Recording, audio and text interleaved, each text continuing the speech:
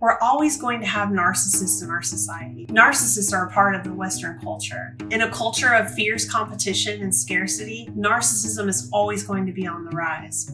So it's important for us, if we want to stay safe, to empathically understand narcissists as wounded people who have the inability to cope with those wounds, who have disassociated from their feeling and emotional intelligence, who will use different tactics to manipulate you and gain power in order for them to feel secure and then to have their needs met. So making sure that you don't fall for the charms of a narcissist, making sure that you understand where your power is, and making sure that you don't give away your sovereignty. As an empath who was a massage therapist to many, many narcissists during my lifetime, I can tell you that they very much crave to be nurtured and to be understood. And when you do that well, they will respect you and appreciate you.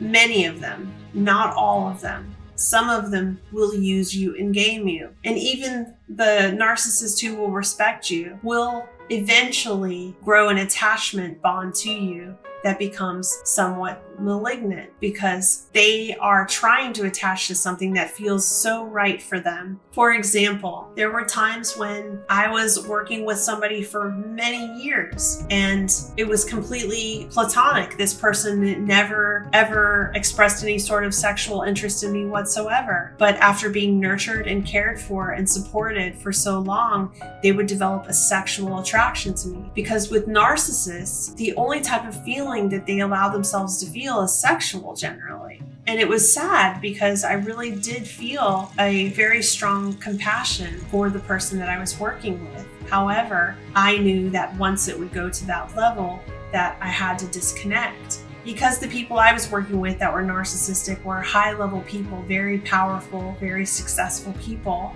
They were in a culture that conditioned them to be able to sleep with whoever they wanted, even if they were married.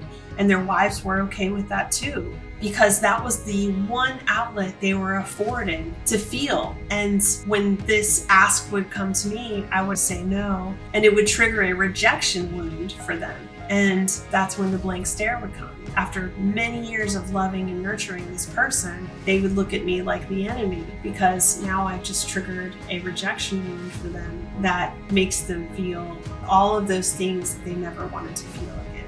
And so understanding how to work with a narcissist is complicated, but it's entirely possible.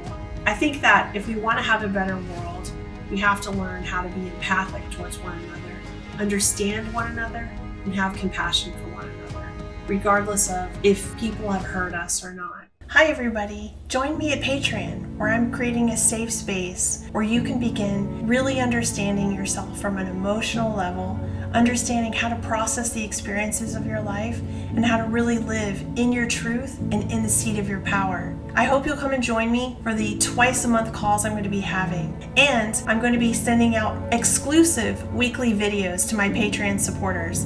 Become a part of our growing, emotionally supportive community. I hope to see you there.